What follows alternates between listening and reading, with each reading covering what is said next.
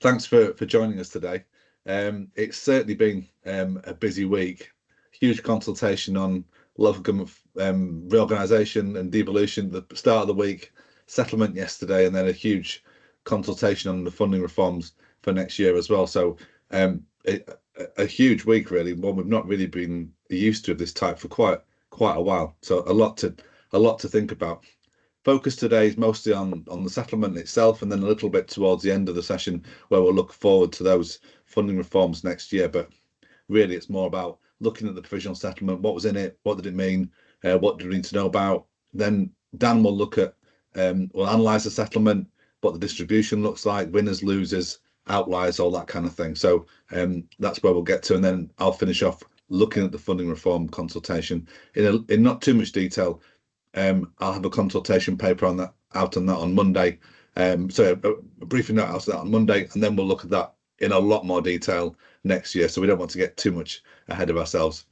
Just to let you know, we're recording the webinar, and the recording will be on the website tomorrow. The slides will be on the website straight away, actually. And then, as usual, Dan and I will do our presentations for the first hour, and then the half hour after that is for questions, discussions, Q&A, etc. So off we go. Here's the provisional settlement. They're the links that you need to look at. The 4-week consultation period closes on the 15th of January. I think it's almost exactly the same number of days as we had this time last year. So what does it look in overview terms? Real terms increase in core spending power again, 6% cash, I think 3.5% real terms. A run of good settlements since 2021. So it kind of continues that trend where the sector's actually had fairly good settlements compared to inflation and compared to the rest of the public sector. But of course, as we know, those increases haven't matched the increases in budget pressures. But there is a change, of course, with this new government, a much greater focus on deprivation and on the ability to generate council tax. And that's resulted in what I think I would describe as some fairly aggressive measures in the settlement to make sure that resources do go to those authorities with the highest levels of deprivation and the lowest ability to generate council tax. So we've got new grants, the recovery grant and the children's social care protection grant. Both are very much focused on getting resources to those authorities with the highest levels of deprivation. Two grants have been deleted, RSDG, services grant, and they tended to be grants that either went to places that the government would think of as having low needs in terms of deprivation, rural areas, and would also think of services grant as going right the way across the spectrum of local authorities. So even authorities with relatively low levels of deprivation would get a slice of that. So deleting those grants makes a big difference. And then, of course, there's the reduced grants around the minimum funding guarantee, where the terms of that grant have been scaled back. So the net effect is a clear shift in resources towards high deprivation authorities, with most shire districts getting no increase in core spending power. I think ministers do have to be careful about how they justify these changes, and you've seen slightly different explanations in various different forums. So it's clearly partly about compensating authorities who've received the largest cuts in core spending power, and they've tended to be in deprived areas. So it's partly about compensating and putting that right, and it's partly about anticipating the changes that we all know are coming down the line in the funding reforms next year. But neither of those are particularly good reasons for making changes in the current settlement. We know that's the motivation, and ministers are hinting at them, but they're trying to say, these are funding distributions that are justified on their own terms. So we see their core spending power this year in the context of recent years' core spending power changes, a lower cash increase than any of the last 3 years, but it kind of continues that trend now of a pretty decent cash terms increases. And actually, when you compare to GDP deflator or CPI, fairly good real terms growth in core spending as well. If we look at the detail of what was in the settlement in the core spending power, things to look at are council tax up by over 5%, nearly 6% if we take into account the tax-based growth as well. Improved better care, which actually I should have renamed as the local authority better care fund now. That's gone up by 500 million, but that's just a transfer from the discharge fund, a straight swap there. The main increase, the only increase in social care funding is through the social care support grant. 880 million. We'll look at what's in that in a later slide. Children's Social Care Prevention Grant, 250 million of new funding. A fall in the value and the amount distributed from the funding guarantee. I should have renamed that. The funding floor, that's down to 121 million. The services grant goes. The domestic abuse safe accommodation grant is rolled in with adjustments in previous years. That's 160 million. The recovery grant, a new grant, 600 million. And then, as we know, the Newham's bonus continues for one more year, and it's remained remarkably stable at around 290 million for the last 3 years. And then the rural services delivery grant disappears, as we know. An increase in total resources of 3.9 billion in cash terms. That's 6% cash. A quick look at some of the distribution. Dan will cover this in a lot more detail in his session. 55% of the increase in core spending power comes from council tax. And if that distribution had been allowed to just roll through into the settlement, we'd have seen much higher increases in core spending power for authorities with the largest share of council tax. And that's typically what's happened in recent settlements under the previous government. But with this much more, in quotes, progressive distribution of resources towards those with highest needs, we see some interesting movements here. We see the grant increase for metropolitan districts at 9.5% compared to the average of 5.6%, and some classes of authority seeing cash terms cuts in grant. Shire districts down by nearly 5%. The two fire authority groupings also down in cash terms as well. So big increases in Met areas and those with relatively large increases, large levels of need and deprivation, much lower in CCN unitaries and Shire counties, and then cuts in cash terms in Shire districts and Met and combined authorities. I'm going to talk about fairly aggressive measures in the settlement. We see here how fast the core spending power increases shelve off. From at the far left hand side there, those authorities with, it's Liverpool, Manchester, Salford at the far left there with Blackpool, the increase in core spending power of nearly 10%, but almost half the authorities not getting anything at all. So that on the far right hand side there, most Shire districts, 132 of them, having no increase, no cash terms increase in core spending power. The Met and combined fire authorities getting slightly higher core spending power increases in the Shire districts. That's really driven entirely by the £5 precept for fire authorities, and then Shire counties and other lower need upper tier authorities kind of sandwiched in between the Mets on the left and the fire authorities and the Shire districts on the right. But you can see there the way it shelves off so fast, just how aggressive the measures have been in the settlement to put money towards authorities with the highest levels of deprivation. They've been very focused on really putting all the increases in core spending power in those types of authorities. Looking at SFA, this is a combination of the uplifting of the baseline funding level, which uplifts in line with the increase in the standard multiplier, 1.67%, plus the uplift in the revenue support grant, also by 1.67%. Of course, the under indexing of the multiplier in respect to the small multiplier is paid through the cap compensation grants. Also grants rolling into SFA in 25-26. They're the ones we will look at in a second that have rolled into the settlement, worth in previous year about £67 million. So it's in that kind of area.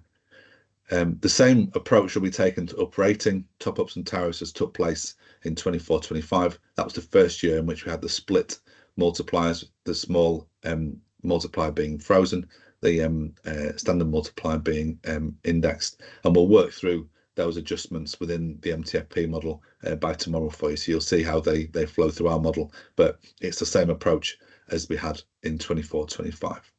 And then once again, no change in the treatment of negative RSG. So that means no authority's RSG will be less than 0. So we knew that was going to happen from the policy statement, but that was something where we'd thought over the summer possibly that was something that a Labour government might want to actually reverse. But I think in practice it's just too complicated, and that will have to wait for the 26-27 settlement. Council tax band D, I think it's probably fairly self-explanatory. Not much change from 2024-25. Core increased 2.99%, precept increased 2%. Shire districts, the higher of 2.99% or £5. That benefits very, very few shire districts at the moment. Only about 22 authorities will get that benefit. The £5 threshold for fire authorities does make a big difference. On my calculations, every fire authority will benefit from that, and that was one of the big asks that fire authorities had from the government for this spending round. I think one thing I would say about fire authorities, though, is that looking at the distribution of funding within fire authorities, those authorities with the highest levels of council tax, have tended to have the biggest increases in core spending power, which is contrary to what's happened in the rest of local government. I'm not sure whether that was by design or whether that was just because ministers just didn't really pay much attention to fire authorities. If the latter, that's a little bit worrying. Police and Crime Commissioners, £14 we knew about already. No referendum thresholds for MCAs or for town and parish councils. And the GLA's own bandy can increase by 3%. The recovery grants, this is the new one that they brought in for 25-26, £600 million. As you can see here, over half going to metropolitan districts. And I think Trafford was the only metropolitan authority not to get any recovery grant in 25-26. As I mentioned earlier, ministers, I think, are struggling a little bit to come up with a sensible justification for the grant. Jim McMahon talking about getting authorities back on their feet, which is kind of a bit elliptical rather than a kind of a technical justification, but there we are. That's what they want to do. So it's, as I said, it's part about giving additional funding to those councils who've had the largest cuts in funding since 2010, and also about anticipating what's going to happen next year. Some really large cash amounts: Birmingham 39 million, Leeds 20, Liverpool 20, Manchester 19. I mean, in comparison, though, North Yorkshire Council was getting £14 million from the Royal Services Delivery Grant out of 110 million. So it's all relative, but nevertheless, put on a sheet of paper, that's a fairly stark, large amount of cash allocation to those authorities. But that's what the government wanted to achieve. Large payments are at or near many authorities' 3% CSP caps. The shire districts have received a surprisingly large allocation, in our view, but most of that £26 million is going to be absorbed by the minimum funding guarantee. So we had put a methodology for a recovery grant in our MTFP model. The structure of the formula was pretty much as we'd anticipated, but some of the results were slightly different. So we'd assume there would be a needs assessment based on each authority's 2019 IMD score multiplied by the population. We use the census rather than the mid-year population estimate, and that might have been the reason why some of our estimates are slightly different from the settlement. Then resources based on each authority's share of the national tax base, and again, I haven't investigated that yet, but I wonder whether there's a slightly different definition there for some of those, some for the tax base that's been used. We knew there'd be a weighting or tier split for two-tier areas to split the needs and the resources assessment. And this is where I think there has been quite a big difference. The resources are pretty close to what we thought. I think we had districts at 10 and counties at about 87, I think it was. So our split for resources was pretty similar to the settlement, but for needs was a much bigger split going towards districts and less to counties. And that's why you see on the right there that compared to our forecasts, counties have got £16 million less, shire districts £18 million more. So it's pretty much more going to districts and less to counties. For most of the metropolitan authorities and for the higher need authorities, some of the unitaries and some of the boroughs, outer London boroughs in particular, our estimates were pretty close. But I think some of the ones that were on the threshold, speaking to Peter at Cornwall this morning, we thought Cornwall would get about £3 million from the recovery grant. In the event, they got nothing. I'm not entirely sure why that is. I think, as I said, it might be something about the tier split combined with just different data sets that have been used in the settlement. But for most authorities, our numbers weren't too far off. And of course, this grant, it's just a one-year grant. It's going to get rolled into the settlement in 26-27, and it'll be distributed using the new SFA formulas. Adult social care funding, continued increases in social care, as we've seen every year now since 2017-18, £880 million increase, 600 million from the autumn budget, a further £80 million transfer that was announced in the policy statement, which is just a movement within the settlement, and then a further £200 million of additional funding announced in the provisional settlement. The question looking forward, does this set the level of increase in future years that we'll see in the spending review? Not sure. Our modelling still assumes a £600 million increase in future years, 26-27 onwards, but this year kind of indicates that it's still a really big priority for the government and a really big risk, and something that the Department of Health are very concerned about as well. So I would assume that throughout the next 3 or 4 years of the spending review, we'll get more funding for social care coming through. Just a point to raise about the distribution of the social care grant. No change in the basic structure of that distribution, still using the old 13-14 adult relative needs formula and partially equalising the adult social care precept. But they've slightly increased the amount of equalisation from about 160 million in the last 2 years up to 240 million. But that's less than half of the actual amount of resources that councils will raise from that precept. So that's more like 590 million. So they're still only equalising less than half, just a bit more than they were doing in previous years. In our modelling, we'd assumed that would have gone up to about 200 million. So we were still assuming partial equalisation, but they've done slightly more than we thought they would. But they could have done more if they wanted to, and that would really have hit some authorities like Surrey County Council that have got a very, very high levels of tax base relative to their needs. So that's probably the one area where ministers haven't been aggressive about shifting resources towards the most deprived areas. This is a new grant, Children's Social Care Prevention Grant, newly announced in the autumn budget, 250 million, but will increase to 283 in the final settlement. Brand new formula to distribute the funding. It's based on the work that was done by our counterparts over at LG Futures and with their academic partners. It was done before the pandemic, a really sophisticated full piece of work that was done there, independent, academic led. But the departments have decided to use that as the basis of their distribution, but to make some tweaks to it. I'm not quite sure exactly what those tweaks are, and I've not looked in depth yet, but it doesn't look like we'll be able to recreate that formula from what they've told us. So we're looking for more transparency about that formula in the funding reform process next year. It does include an assessment of the ability to raise the council tax. That's quite a new and controversial feature. There's never been that kind of adjustment within children's services formulas before, but of course that is something that does exist within the adult social care grant. That applies to the specific precept, but of course you are raising council tax within your general band D to fund children's services. So I see their logic there, but I think for something as controversial as that, I think they should have told us about it a bit more in advance. So the distribution within the new formula is slightly more progressive than we thought it would have been. We just used the current 13-14 children's RNF updated for population, but you can see there that Mets get about £24 million more than we thought they would. Shire counties about £9 million less. So it does shift resources towards the more deprived authorities, or those authorities with smaller tax bases. And again, I'd imagine this will be the basis for what will happen in 2026-27. Just to rapidly run through some of the other elements in the settlement. Young's bonus we've covered, no change in methodology, but we'll review the actual allocations at authority level when we update the model over the next day. Services grant is gone, RSDG is gone. The island premium for the Isle of Wight and the Isles of Scilly, that's transferred from the services grant to SFA. Not fully checked that yet, but that's what I've heard speaking to other people. So it looks like that's been transferred. One other point about the Isles of Scilly, I don't know if anyone noticed that.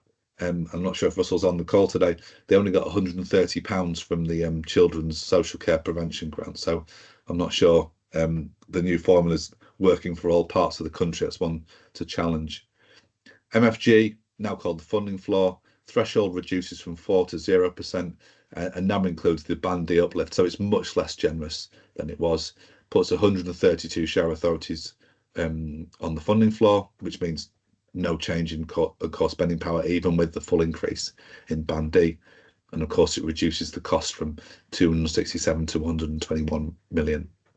Levy account will be £100 million for the third successive year. Allocations will be announced in the final settlement, but it looks like it's the same distribution, and that will result in the same values as you have had in this time, but they were announced this time last year. And we'll update the model to show that over the next day or so. Public health grant, been told the allocations will be announced soon, but with the public health team at DH, that could be any time between now and the beginning of April. So I'm not entirely holding my breath on that.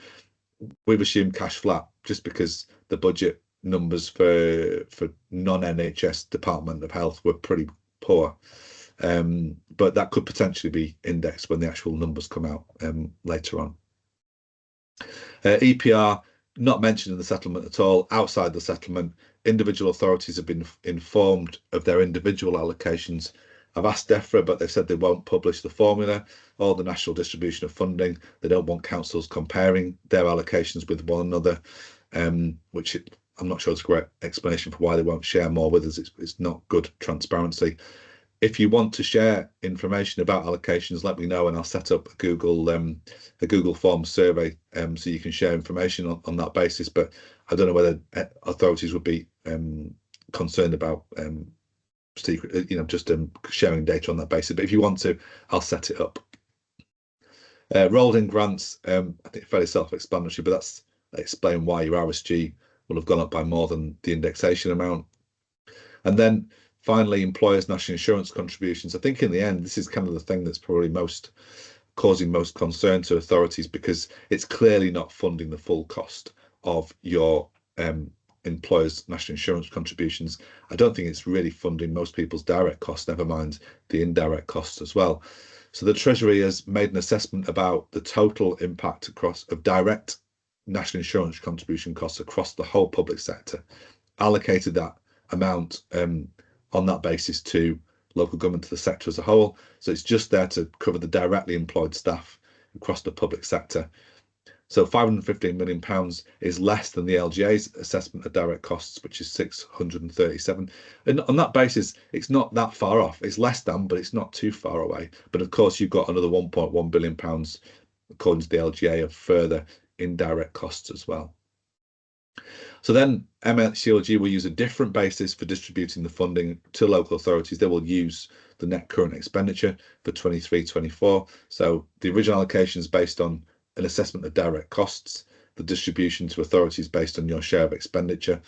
I think that's probably a better way of doing it, because it gives you funding regardless of whether you're incurring direct next costs or whether they're coming through contracts. I think it's a bit fair on that basis. The allocations unfortunately haven't been published in the provisional because some authorities have not yet submitted data. So we will update our model by tomorrow with our estimate of what those numbers will be. But I know most of you have probably had a good go at doing that already, from what I've seen from your emails to me. But the reports from authorities suggest that funding allocations won't fully fund the additional costs. I think for most, we're seeing shortfalls on direct costs, but the actual amount of shortfall on direct costs really will depend on the proportion of INIX that you've got from direct or third-party suppliers. So it's really about that split that you've got. So LGA analysis suggests that the 515 will fund about 50 to a third of the total additional cost pressures, and we'll see how that plays out on an authority by authority basis. And Dan, over to you. Thanks, Adrian, and hi everybody. So Adrian's talked you through all the technical aspects. I've just got a few graphs to look at what that means for distribution across all local authorities. If you want to move on, Adrian. So Adrian's been through these headline figures: 6% increase, just under 4 billion. Again, the majority of that is council tax. So in previous years, council tax has been higher than the amount that the government's been able to put in funding, and that's tended to favour high tax base authorities. So I always thought this government would have a problem in that that's still the case. There's more council tax in the system than there is funding, and therefore they're really going to have to focus that funding on those areas with low tax bases if the Liverpools, Manchesters of this world are to do better than the Surreys, Wokinghams, but we'll go through that. Council tax criteria, as Adrian said, is pretty much as everyone expected. I think fire got a little bit more. They got what they asked for. They got the £5 maximum. But it's a recovery grant. It's actually 600 million, and the loss of the RSDG, which was 110 million, both quite small numbers, but as we'll see, they've made quite a bit of use of those in terms of redistribution. And as Adrian said, it's been quite an aggressive redistribution in this 1-year settlement. But if we move on, we'll go through it in more detail. So that I show this every year. It shows that over time, certainly since the previous 3 governments got in, council tax has become a much bigger part of the system.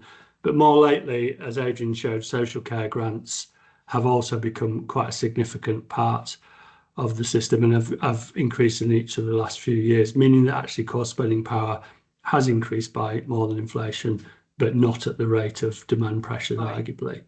If we move on one.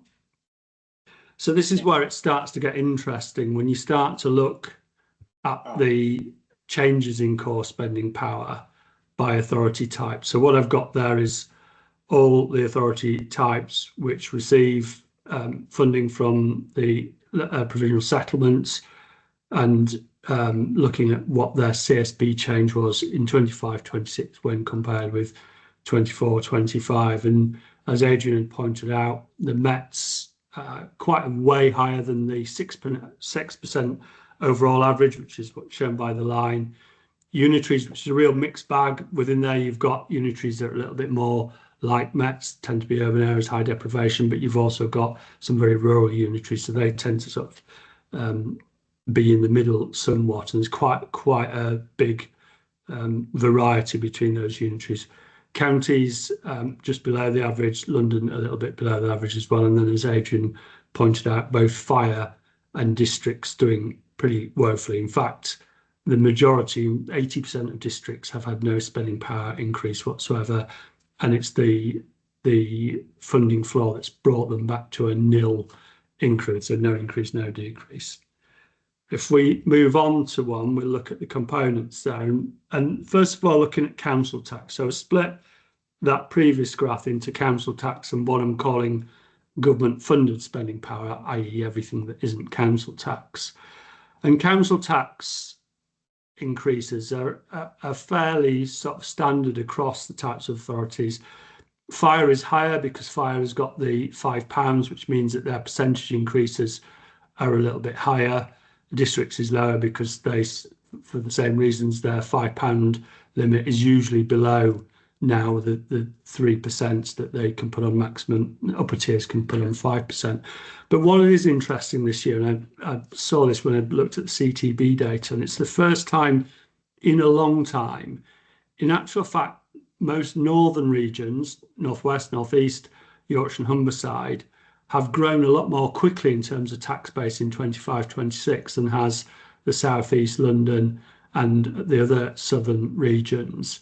And now that could be that there's more housing growth, but it could also be that authorities are starting to get a little bit pushed and are making their council tax support schemes less generous, and therefore reclaiming tax base as they reduce the generosity of their council tax support schemes. But nonetheless, northern regions tax bases look like they've grown more, and I suspect it'd be those figures that the government have used, because they use CTB data in their council tax estimates. So the council tax usually it grows much quicker in the south, but it hasn't this time. But if we move on, the big change that has created the redistribution is in the rest, in all those elements that aren't council tax, so i.e. the government funding side of it. And there you can see some pretty significant redistributions, not least both fire authorities and districts actually seeing less funding, and it's the council tax that has brought them back to, in the case of most districts, a 0% increase, and in the case of most fire authorities, a very modest increase, despite having lots more council tax because of the £5 rule. But on the flip side, you can see the Met authorities doing really well. And all of this is a mixture of things, and Adrian's been through them. Recovery grants are a big reason for that. The fact that there's still lots more social care grants tends to be deprivation based, means that, again, the more deprived areas, and Mets tend to represent more deprived areas on average. They've done well from that. But also the disappearance of RSDG and of service grants and the lowering of the floor to 0% is all have contributed to the redistribution that you see there. And that's quite significant. I don't think we've seen a redistribution of that ilk probably since the sort of late Pickles era around 15, 16, 16, 17. If we move on one, Adrian, I think the next one looks at regionally, and there you can see, again, just a change in core spending power. Regionally, the North East, Yorkshire Humberside and North West and the West Midlands have outperformed the 6% average, but other regions, including London particularly, have underperformed that. So again, the deprivation weighting through the recovery grant is and through some of the social care grants is clear to be seen there. Although London doesn't seem to have, London that tends to have high deprivation or did have in the old relative needs formulae seems to have dropped back from there. So there might be something quirky there. If we move on one, and then just looking at it by classification of rural and urban, it won't be a surprise that the recovery grant has meant that predominantly urban authorities have tended to benefit from that, and the loss of rural services delivery grants and the lack of recovery grant has meant that predominantly rural authorities have lost out, and they can see they're either side of the 6% average. So that was not really a shock, given when the policy note came out, RSCG was to be scrapped and a recovery grant was to be introduced. If we move on, so just from that, I can say, in my view, the provisional settlement's been far more redistributive, far more aggressive in its redistribution than any of the previous Michael Gove settlements that, to be fair, balanced off increasing tax bases with a lot more social care grant going to deprived areas to give almost level increases, certainly in the last couple of years. But it's the introduction of the recovery grants, and which at 600 million RSDG, which is only 110 million, that has caused this redistribution. And it tends to be northern authorities, Mets, urban authorities have done well, and more southerly authorities, rural areas, fire authorities and districts that haven't done so well. Let's have a quick look at why we think that is in a bit more detail. So the top graph here just splits CSP into its component parts, its different elements. Council tax, as I said at the start, is by far the biggest area now. SFA coming second, and social care grants catching up in third place. But then the other elements are quite small, although in terms of change, they're a bit more significant. So council tax still continues to be the largest element, but also the largest growing element. So, as it's previously said, the government will really need to focus the smaller change in government funding if it wants to affect what it has, putting more money into more deprived areas. If we move on one, then we'll start to have a look at who the winners and losers are and why that might be. So these are the upper tier authorities, the districts in a minute, and you can see there that the winners are Manchester, Liverpool, Salford, Hull and Knowsley, all four of those northwest region, Newham being an outer London borough with reasonably high levels of deprivation. So they've all done well, and a big part of that will be the recovery grant, but also Manchester, Liverpool, Salford are areas of fairly significant tax base growth, certainly in recent years. They haven't got very high tax bases per head, but they are growing. So there's lots of new properties in those areas. So they're getting more council tax, and you'll see them, they're getting recovery grant. And then on the flip side, those that have lost out relatively, you can see there are all, well, they're not only rural, but they're very rural areas. So you've got Westmoreland and Furness, which is in the South Lake District, North Yorkshire, covered by 2 national parks, North York Moors, Yorkshire Dales, very, very rural. Shropshire, very rural. Herefordshire as well. No massive cities in those areas. And Rutland, the smallest of the unitaries, if you exclude Scilly, a very, very rural area, hemmed in between Cambridgeshire, Leicestershire, and Nottinghamshire. All of those authorities have done really bad. So let's have a look at that in a bit more detail. So if we look at Manchester, these are the elements and the changes in those elements. So you can see Manchester's seen a fair bit of extra council tax. It's got quite strong growth, albeit at low tax base per head, but the tax base is certainly growing and has done for some time. Same in Salford, same this year, I think, in Liverpool. So they're getting quite a bit from tax-based growth, and that's probably why they've come to the top of the deprived authorities. There'll be other deprived authorities that will get recovery grant, but they won't necessarily have as much tax-based growth.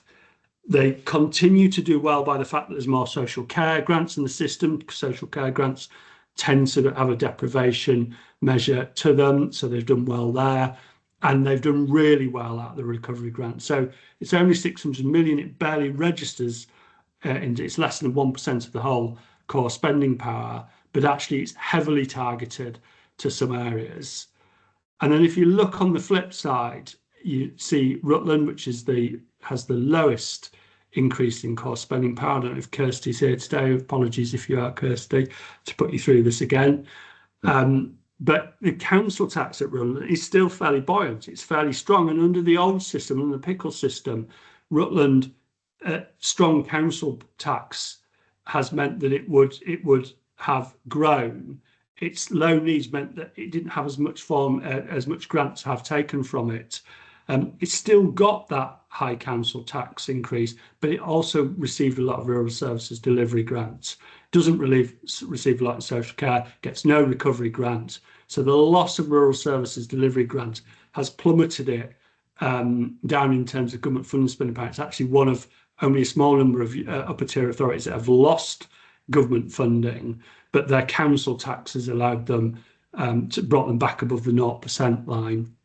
That said, the government doesn't have to protect them at 4% anymore, protects them at 0%, and therefore it's lost some of its transition grant, the funding floor. So if we move on, Adrian, that's the upper tier. This is the districts. Can't do your bottom 5 because it would be a bottom 133 out of 164 districts with no change in core spending power whatsoever. My math says that's about 4 in 5. And therefore you can see from the winners, they're all areas of reasonably high deprivation, high needs. Preston, Hyndburn, Great Yarmouth, certainly. But I know Preston's also quite a growing area. It's had a big tax base increase and therefore will have had a big UM's bonus boost as well.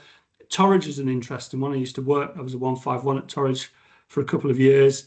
It has got, for a rural authority, got high deprivation, but it will have lost a lot of rural grants. I can only imagine it's got a fair bit of tax-based growth and UM's bonus that boost it beyond the 0% floor. If we have a quick look then at some of the detail there, you've got Preston with a decent council tax gain. It's got very high band D as Preston, but it gets a lot of recovery grants as well for a district. Actually gets so much so that it's lost some of its transition grants. But you look at West Devon, where I live, and you'll see there it's so reliant on RSDG, as it's a big proportion of its funding, that in actual fact, quite peculiarly for a district council, its transition grant had to go up. Such was the loss in RSDG, and it's got fairly sluggish tax-based growth, it's lost new homes bonus. So the government actually had to bring it back up to the floor of 0%, partly because it lost so much in rural services grant. If we move on a couple of more districts, Great Yarmouth, second biggest gainer, not a massive sluggish tax-based growth, doesn't get a great deal from council tax, but gets a lot of recovery grant because of its high deprivation. So does well and comes above the floor. Elmbridge is a good proxy for a lot of southern districts, a lot of the more urbanised southern areas, the southeast. They've got a lot of council tax, and effectively they've lost an equal and opposite amount of transition grant, which just equalises that. So they were supported at 4% before. The government's just taken that away at 0% and just allowed the council tax to bring them back to the floor. That's quite common. If you're a southeast district, your graph there will look very similar to that. So if we move on another slide. So this just looks, now this is upper tier, and it looks at the redistributional impact. And what I've done here, it's colour coded, where the two shades of blue are London, red is Met, yellow is unitary, green is county. But I've ordered the spending power increase in order of IMD deprivation score. So on the left there, you have Blackpool, followed by Knowsley, and I think Liverpool's third, all the way to the right where you have Wokingham and quite a few of the home counties. And you can see there that there's a real correlation where the change in spending power per head has ramped up in the more deprived areas and is a little bit more subdued in the lesser deprived areas. And if we look at how the government's affected that in the next slide, we take council tax out of the way for a minute and look at government funded spending power, so everything but council tax. And there you can see some significant distributions. Most of that has been affected around recovery grants, around the loss of RSDG and services grant, and a little bit of the floor, but it has created a fairly significant redistribution. You'll see there Rutland, that I've shown you earlier, is the third from the right there. It's one of just a small number of authorities that actually received less government funding for an upper tier than it's had a reduction. It's below zero, so that's done particularly badly. And so how did they do that? Well, the majority of that is recovery grants, and if we go on one more slide in exactly the same order, that's recovery grant per head, and you can see it stops halfway down the deprivation scale, and to the right of it, none of the authorities get anything. And to the left of it, it goes up as you go back towards your Blackpools, your Liverpools, your Manchester. Lots of those northwestern, northeastern Mets will be in that highly deprived area. So they've got a lot of extra grants that wasn't available to someone else. So that more than countered the impact of differential council tax income that previous settlements have failed to do. So that's upper tier. If we move on to districts, which I'm afraid is a real sorry state of affairs for those of you that are districts, changing spending power per head, and you'll see a handful of districts, 20 or 30, I think it's 31, have received more spending power than they had last year. That one at the far right there, or the ones towards the middle right, must have just done really well at Newham's bonus as a one-off for them to rise above the floor. But you see, again, it's mainly the deprived authorities, and therefore the impact of the government decisions on funding that have pulled a few of them above the floor. Not that far above the floor, I would say, but above the floor nonetheless. If we move on another one, and you look at the government funded spending power, the government has taken lots of government resource from districts, so it might push it towards upper tier authorities, and particularly upper tier authorities with high deprivation. There's only a very small number of districts, those in receipt of decent amounts of recovery grants, that have done well from any element of government funding. And then if we just move to the last slide, again, you see that same sort of pattern where the most deprived districts got a bit of recovery grants, right down to the sort of median district, and beyond the median district for deprivation, nothing giving in terms of recovery grants. So you can see why the redistributions happen. It's not just recovery grants, social care grants, there's the floor, there's the loss of RSDG, all contribute to it, but I'd imagine recovery grant is the biggest impactor. And then one or two final slides, just looking ahead, and in true sort of Christmas movie Mamma Mia fashions. I've put a few dots there because what might happen, we don't know. But what I would say is one of my favourite graphs that I do in our settlement analysis. It looks at, I've taken Rutland and Manchester, the biggest and the smallest gainer in this provisional settlement. And you can see in the box there, you can see Manchester, which is the black box, has grown significantly, Rutland barely. But what you see is actually it's starting to close that gap. It was a gap that has been widened in the last three coalition and Conservative governments. Effectively, the 11-12 marks the point where Labour left it. So yes, they've narrowed the gap in this first settlement, but the gap's still there. And the big question is, will they seek to further reduce that gap, repair back to where the last or nearer to where the last Labour government was? I think that's a question for you to think about over Christmas and come back to. But that's what's still to play for as we go forward into sort of funding reforms that will happen, well, funding reforms and local authority reforms, generally reorganisations that will happen over the next couple of 3 years.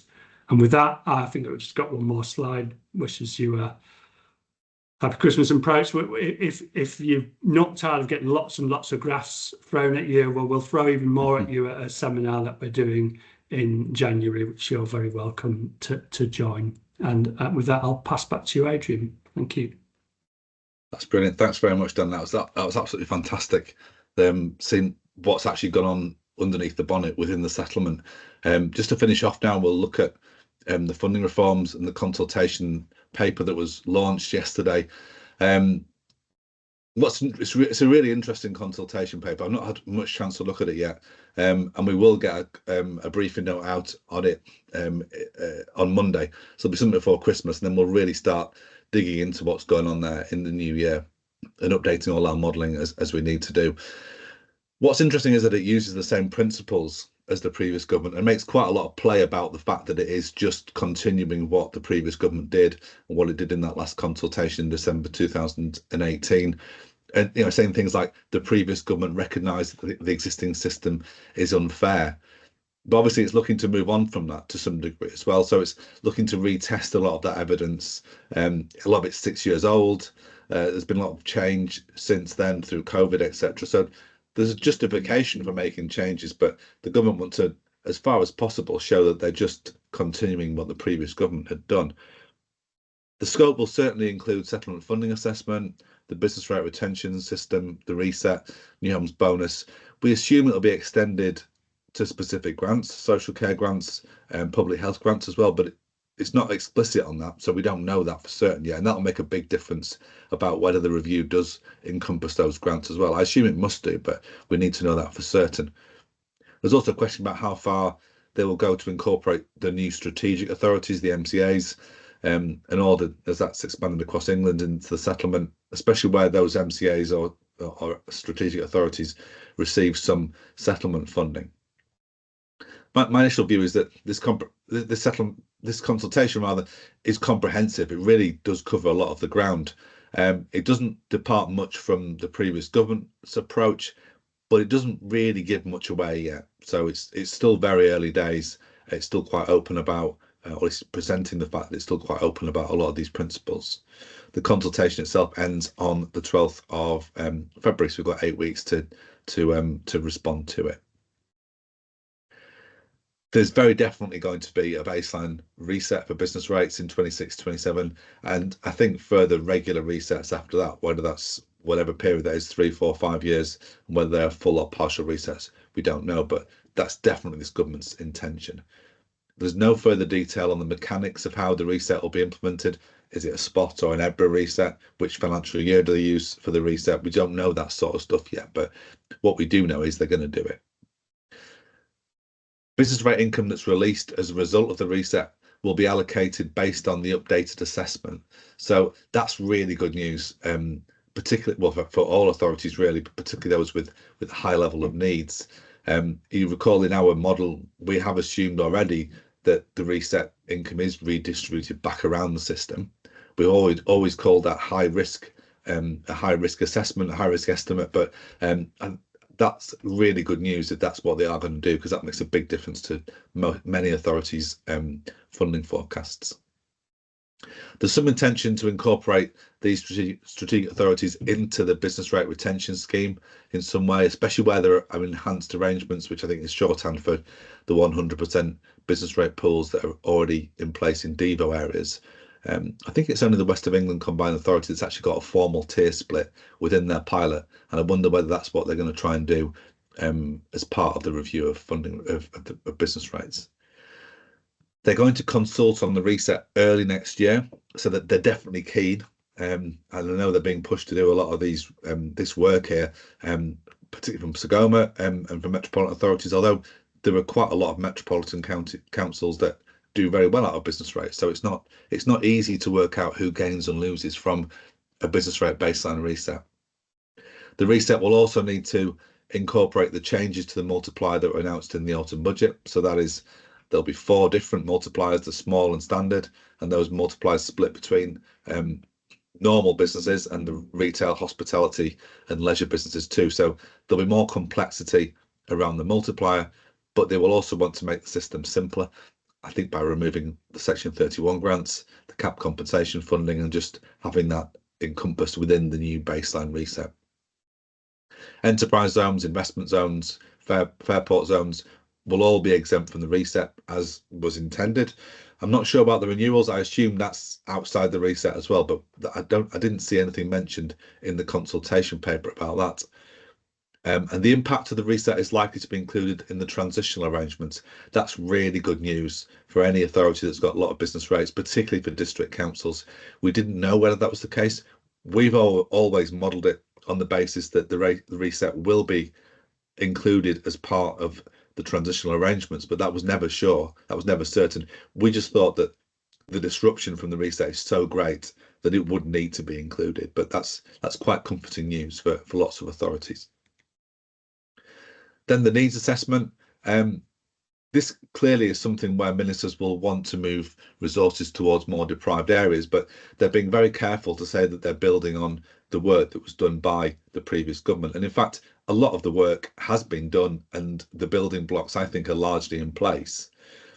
But some interesting comments here. One is that population of an authority remains the most important driver of demand for the bulk of non-social care services.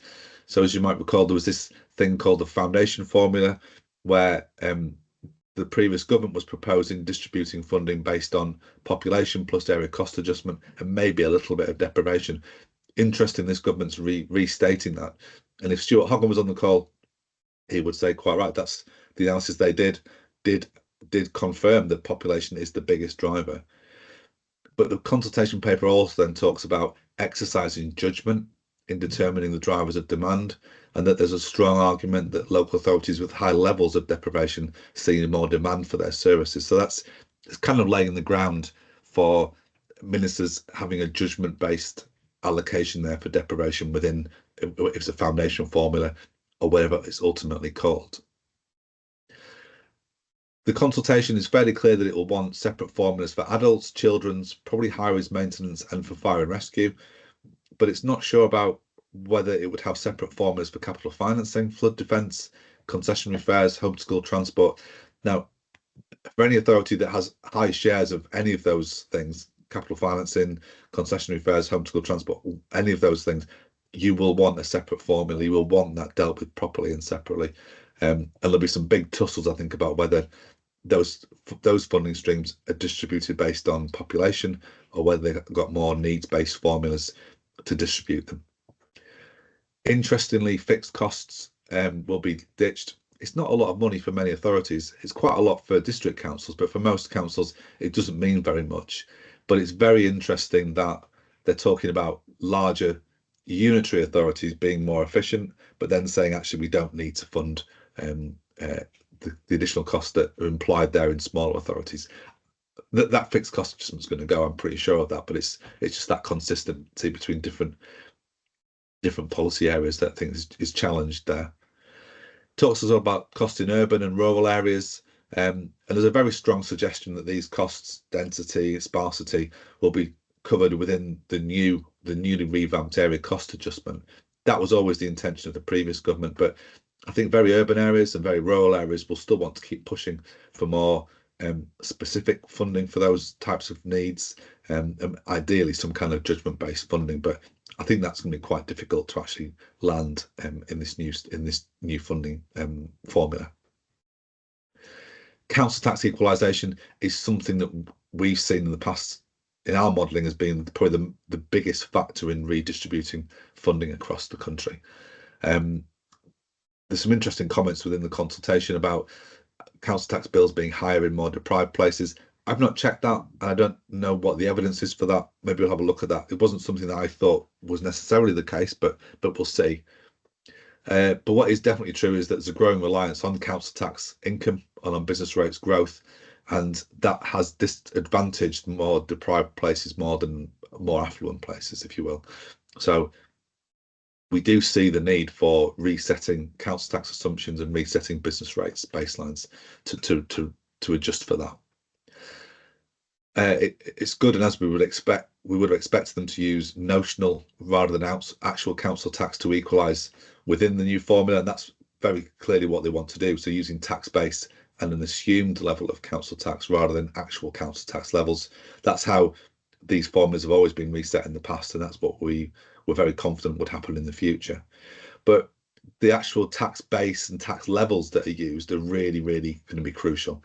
Do they do full council tax equalisation based on the actual levels of Band D, or do they only partially equalise? I suspect partial equalisation is more likely, but you know, if the government wants to maximise how much it pushes towards more deprived areas, then it can really ramp up the amount of equalisation that it does. And also, which tax base do you use? Do you use it before or after all the discounts, exemptions, premia, collection rates, etc., or before or after the council tax support scheme? There's quite a lot of choices there, which will make quite a lot of difference. We're assuming that the additional income from the second home premium isn't included, but that's one to really look out for. And they seem to be fairly certain that they won't equalise for sales fees and charges income, and we assume that means parking income as well. So that will make the whole system a lot easier to model, and the impact of, had they decided or wanted to put in fees and charges and parking income, that would have really, I think, set the cat amongst the pigeons. New Homes Bonus gets a chapter of its own. The government's suggesting that the incentive of NHB has been blunted by the interactions with the remainder of the settlement. That's factually true. Most NHB payments are more or less offset by funding guarantee payments these days, and it says, and quite rightly, that the benefit has mostly been to shire districts. That's true. They're certainly talking about now consulting in the first half of 2025, but I think they are thinking about how does the settlement incentivise and enable house building. So that's something that that I think they'll want to show they're still doing, even if the New Homes Bonus or a successor doesn't exist in the future. And then finally, transitional support. A key principle within the settlement or the funding reforms is going to be stability and sustainability. They'll want to introduce any funding changes over several years. Some of the changes in funding, especially as a result of the baseline reset and equalisation, are going to be huge. It's a little bit worrying that the example they use applies the changes in funding over 3 years. It's not indicative of policy, but the modelling we've done suggests you need at least 5, if not 6, to do it with any kind of order in there. So we'd be pushing back to suggest they need to do that over a longer period of time. They talk about it as a blending in, which is a nice little phrase, but it really just means damping or transitional support. Lots of choices though about the choice of baseline, core spending power, plus other grants, plus business rate retention, I suspect, but we don't know. And then how do they update the formulas in future years? Dynamism to reflect changes in tax base and population and needs over time between resets, and how do you balance that with getting certainty over a multi-year settlement? So lots and lots of things to think about. We'll do more work on that and get you a briefing note by Monday, and then we will update our modelling as soon as we know more about what this means. My initial thought is that our modelling is not that different from what they're talking about in this consultation, but clearly new things will come through, and we'll need to update the modelling as we go to make sure everything is up to date. I think we're pretty much out of time. Just wanted to draw your attention to our benchmarking service. We've got our landing page on the website up and running now. And if you want to subscribe to this as an additional thing, it's now available. We're arranging meetings in the new year for those authorities that want to join the service, and we've got it updated already for the settlement data. Just let me know if you want to find out more about that service. And then finally, just an apology to you for those of you who didn't get my briefing note last night. We've had a few technical problems with emails. I resent everything this morning using my backup email. But the briefing note is on the website as well, on the subscriber page. We're going to be verifying and checking email addresses in the new year, and I think moving to a different email system. But in the interim, if you don't think you're getting anything from me that you're expecting, just drop me a note or send me something to the website and let me know, and I'll try and make sure I get it over to you. So that, I think, is everything. Thanks for bearing with us. A couple of minutes over schedule. Thanks for everything there. We will now move over. Any questions, Dan? Any thoughts? Anything coming through the chat?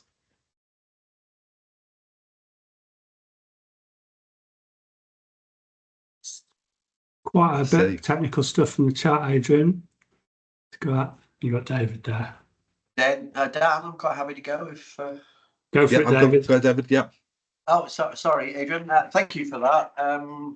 It's a bit of a dry subject, isn't it? But you always seem to inject a bit of life. We love it, so David. well we done. love it. And we're all sort of settled out already, and it's only the second day. But look, my question is about it's great extra funding and all that, but the national insurance contributions to me is the biggest disappointment. So I'm trying to think back to whether the commitment from the minister was to compensate local authorities for the national insurance, or whether it was to help. I can't remember what the other word might be.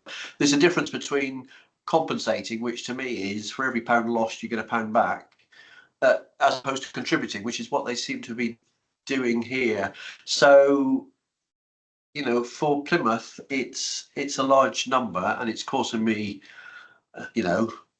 an issue. But I'm imagining if I were Birmingham or someone else, it's a multiplied number, isn't it? So I'm just wondering, are you surprised at the outcome, or do you think we should be happy with the 515 million and the way that it's been divvied out at the moment?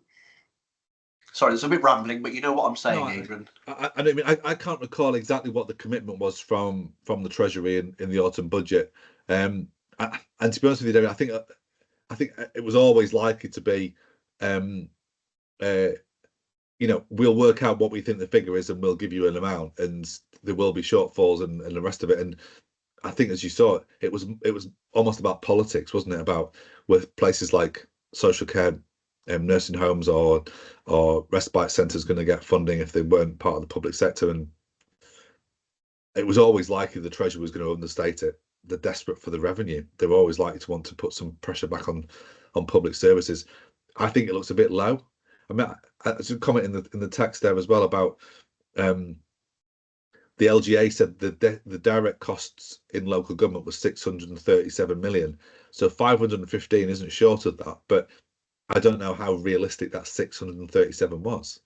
It seems a bit low compared, based on what many people are saying. I don't know what does it look like for you, David? How much of your direct costs do you think you're going to? Well, I think directly I was looking for, pound for pound would have been about 2.3 million, and I think we just recalculated earlier today we might get to 1.7, something like that. So maybe 60%, 65%. And it's others in the chat are saying 30%. I think, did you say 7%, Terry? Spellthorn. I thought I read 7%. Yeah, I think Terry said that 7%. Yeah, a third. Yeah, a lot of places. But of course, the hidden thing, Adrian, is, I mean, I think we're lucky. Talking for Plymouth, we've outsourced our leisure management, so that team will need supporting, and some of our social workers and so on. But I know other councils have outsourced an awful lot of their employees, haven't they? Which they just won't get compensation for, but they'll have to find it, presumably. Yeah, I guess the only thing there, David, with the methodology they've got is they've worked out on a national level how much the direct costs, how much the Treasury think the direct costs of the next increase is within local government. But then the way that's distributed is kind of blind to whether you've got a lot in-house Yeah. or externalized, which I think is probably the right way. Lee's saying Preston 30% of Nick's costs are funded. I wonder whether it seems to be lower in Shire districts than in upper tier, actually. Seems to be on the chat. Yeah, it But does Lee, seem to be. you're mainly internalised, aren't you? I think is Preston, or is a lot of it externalised? No, mainly internalised. Yeah, Yeah, waste yeah, in I thought house. so. Yeah, leisure's out, but waste is a huge Yeah. area. So yeah, mainly Yeah. internal. Yeah, yeah, 15% West Suffolk, Yeah. and most of the districts are coming up with around third, and as low as 7% at Spelthorne. yeah. Martin from the GLA saying that the funding, the 515, needs to cover TFL and fire as well. So we need to be careful about what we're including within the net current expenditure denominator to work out what the figures. I'll look at that in the modelling for tomorrow. But that seems to be that's an issue. Sam's asking what will happen to the NI funding going forward. It's not part of CSP. I mean, I very much assume that becomes part of the new baseline for 26-27. At the moment, it'll be separate, but I assume it will get included within the baseline for 25-26 and then rolled into SFA or whatever is the successor in 26-27. What do you think, Dan? That seems most likely, I think. Yeah. But so can I ask a supplementary, Adrian, or a second question, if that's all right, with everybody else in the call? In terms of business rates, I might have misread or misheard that they've held some back as some kind of contingency, maybe 100 million. Have you heard anything about that and when that might be distributed? Yeah, I think that's the levy account distribution, David. That's 100 million. I think we'll get the allocations confirmed in the final settlement. So it's the same as they've done the last 2 years. They've made a distribution from the levy account of 100 million for the last 2 years as well, just distributed. I think it's roughly pro rata to SFA or something like it, isn't it? But I assume you'll get in the final exactly what you've had for the current year as well. But you're right, they always do hold some back. They don't distribute everything they think's available. They always make an assessment, distribute it, and make sure they've got some surplus in the account. They're just petrified about having to go back to Parliament to say they've distributed too much. They're always a bit cautious about making sure they don't overdo it. So it's a bit of an assessment rather than an exact science. Yeah. All right. Thank you. I'll let someone else have a go. Cheers. Thanks, David. Thank you. Fiona from Liverpool saying Liverpool's bandy is one of the highest in the country. Yeah, I mean, it's interesting. I think we've looked at stuff urban rural before in terms of levels of bandy, but cutting it in terms of deprivation, something that is worth looking at. I'm sure Sagoma are looking at it as well, so we'll see what information they can produce about that. But yeah, it's certainly something that ministers want to look at quite urgently, really. And then there's the issue, Adrian, isn't the bandy tends to get touted as an average, but it isn't an average, given that I'm guessing, Fiona, most of Liverpool's properties are band A to C, so the D doesn't apply to those, and it's different in the south where there's a majority of band E to H's or D to H, I should say. So that band D is always a little bit of a red herring, really, because the actual average council tax level paid by dwellings is different because of the different compositions across the country. Yeah. Dan, John responded to your comment about the override on how these pupils, as he said, she's given us the quote there that they had promised they would tell us about the statutory override on DSG in the provisional settlement, and about extending that to the end of March 2026. Did you see anything? I don't recall seeing anything. Yeah, I think Titus put in those more in what says exactly in the consultation. I definitely heard that they were going to extend it, and that they're going to need to, because it will be a disaster zone in 2 years' time at current run rates. Yeah, I mean, it already is, and it's not just how it's shown in the accounts, but the number of authorities who are now funding those deficits through PWLB borrowing, which is sort of a worrying trend as well. So, but they have made that, they have recognised it, haven't they? And I think there's a lot more to come on that, which will probably bring that in, according to what they've responded as Titus has put in there. That's good news. Yeah. Martin, Mitchell again, let's talking about a comment about Section 31 grant cap compensation. I was saying that those Section 31 grants might be just rolled into the baseline and we don't get the Section 31 grant payments. And I guess it's an open question about whether we then a new round of compensation is started for 26-27 for authorities that have got, you know, more of their income share from some of those, the RHL multipliers, which we assume will be set at a lower rate with lower increases. Whether that is a way of, you know, do we just get a new round of Section 31 grants for the caps on those multipliers? I don't know. Or are they just going to let different parts of the country grow in different rates? I guess not. Experience tells us they'll want to compensate, but that's not a given, I don't think. I don't know, Martin, you think what your views about that are? I'm not sure. We'll see. I know we've been invited to a working group starting in January to talk about the mechanics of actually splitting the multipliers and doing the RHL multipliers differently from the rest of the business rate sector. So we'll at least see what the mechanics start to look like. That's more joy of complexity for us, for multipliers to index. I don't know what the policy will be about funding, under indexing for different types of indicator, multiplier. Oh, I see Titus's response on that now as well, about the full consultation. So I'm just scrolling through the chat, Dan, to see what's in there. Martin, lots of NIC. Say again. Lots of employers NIC. That is the thing, isn't it? That's the thing, Martin. Wakefield. Do we assume the business rate retention scheme will continue with its current guise? Does it really achieve what's envisaged? Just as the complexity. I get the strong feeling from the various consultations that business rate retention is here to stay. They'd like to simplify it, but and I think they'd even like to extend it more formally to strategic authority. So I think it's still here to stay, even if they might try and make it less complex. What do you reckon, Dan? Yeah, I agree. Whether they have more frequent resets, because at the moment there's just the authority I last worked at is now 20 million above base, gets more from business rates retention than it does from any other element of spending power, but it's not in spending power. Whereas the authority I live in hasn't grown in 15 years and probably won't again, and has received nothing at all from there. So I don't know whether, in a sense, it's a good job it's outside the core spending power figures, because it would send them all over the place. So something fairer that at least allows for resets more frequently, maybe. I don't know. But I agree. I think it's here to stay. Yeah. Also, Martin, Wakefield's done fantastically well from business rates. I would have said you were a good example of an authority that's been incentivized to grow. That's what I would say.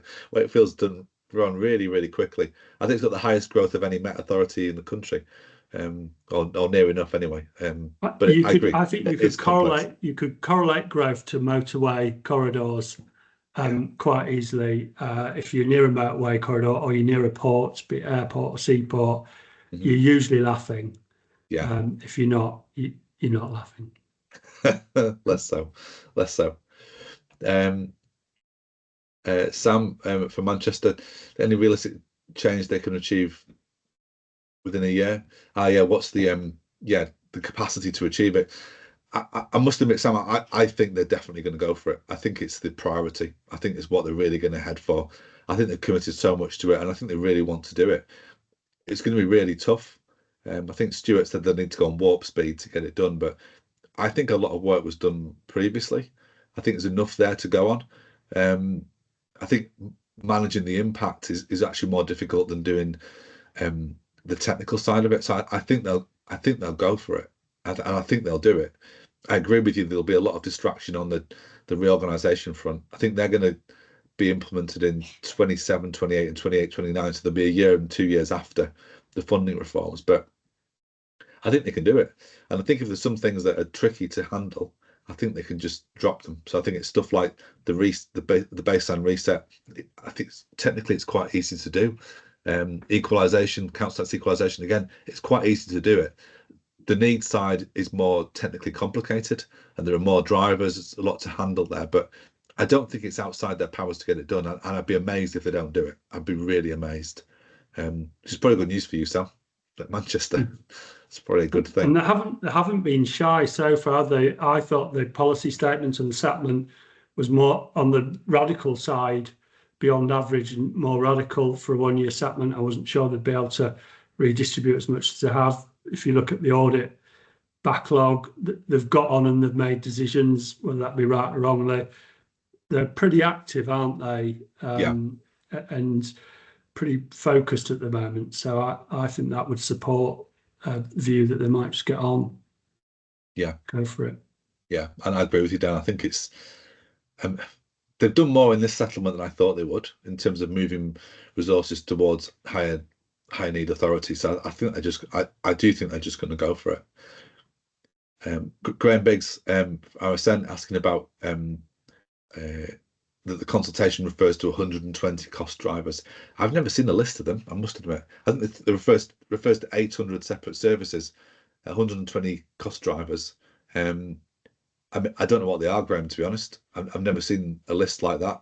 And I assume a lot of them will just get rolled up in, a foundation formula, which is just based on population, ACA, plus some other measures.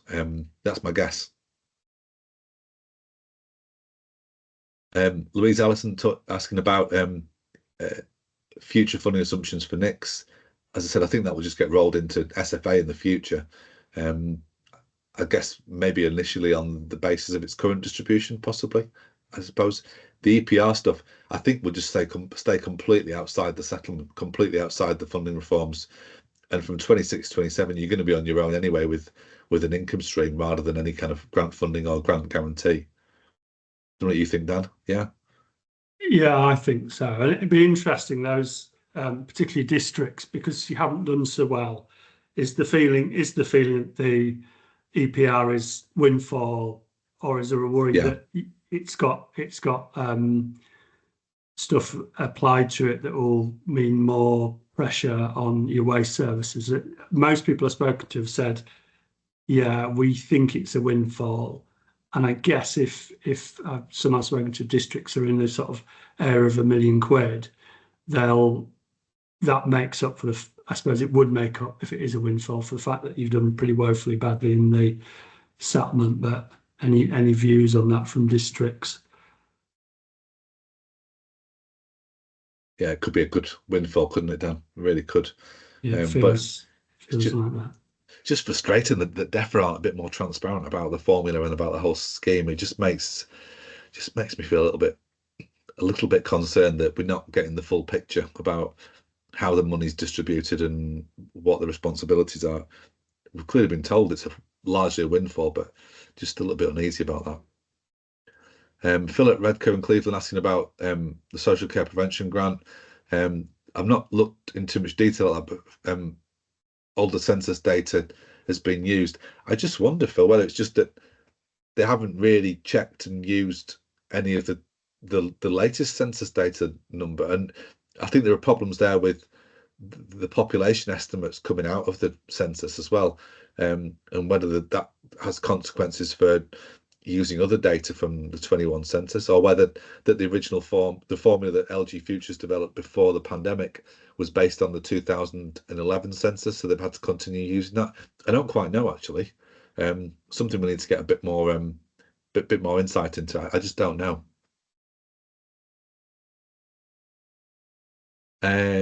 Greg Pike asking about implications of moving the discharge fund into IBCF.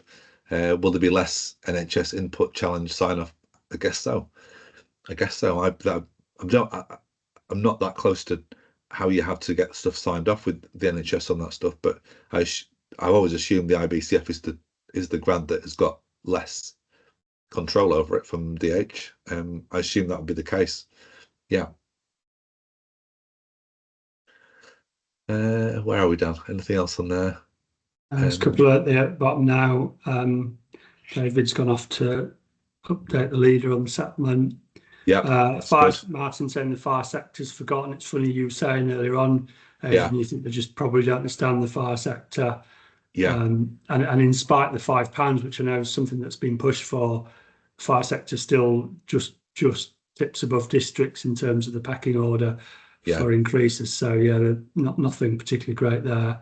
Yeah. And then John asks about Yeah. any news on food waste transition funding, which I'd asked that a couple of weeks ago, and I thought someone told me, I think it was Tracy at South Derbyshire, that there are capital schemes, capital money is available now. Is that the DEFRA money that was promised in the last year of third year of the 3-year spending review about 3 years ago, John? Because I was asking about that because I remember at the time there was lots of back-end loaded potential funding for those transitioning on food waste, wasn't there? But someone told me that those funds are available and there's something on it, but I'm not sure exactly. I'll find out. Good point from Nick, North Yorkshire, about the late funding for social care funding. Is it partially to reflect the NI impact on social care contracts? It might be. They may have branded it in different ways, but that could be part of the rationale for why DH has got more money out of the Treasury. You know, the Treasury maybe has just decided that's the figure it wants to give out, but it's prepared to stump up a bit more for social care, and some of those costs in there could be the case. Yeah, could be.